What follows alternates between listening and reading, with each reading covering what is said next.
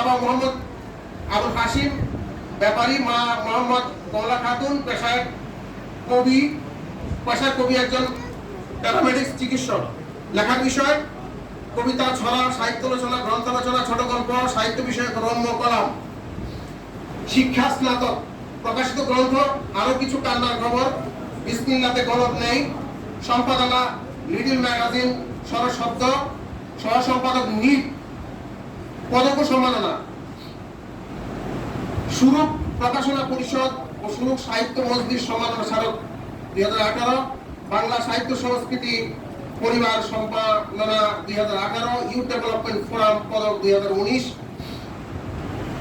Popular কিন্ডার garden সংবর্ধনা স্মারক 2019, উদ্দীপন সাহিত্য পুরস্কার 2023, অধ্যাপক মতিউর রহমান সিএসি পদক 2023, মুক্তমণি সম্মাননা স্মারক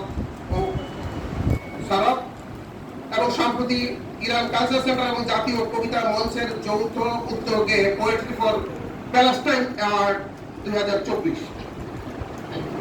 সত্য, সুন্দর ও মানবিকতার পক্ষে, দেশের স্বাধীনতা সার্বভৌমত্বের পক্ষে, বৈপ্লবিক সমাজ পরিবর্তনে তার ক্ষুধার লেখনীর জন্য লালকুটি সাহিত্য পরিষদের পক্ষ থেকে শাহ আব্দুল হালিম রহমতুল্লাহ আলাইহির পদকে ভূষিত করা হয়। আমি তাজ ইসলামকে তার পদক গ্রহণ করার জন্য অনুরোধ জানাচ্ছি। প্রতিষ্ঠাতা সভাপতি জনাব মাহমুদ হাসান নিজামী ভাই, এদিক থেকে বলেন।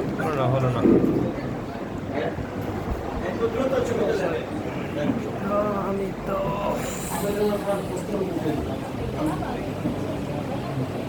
আচ্ছা, ঠিক আছে।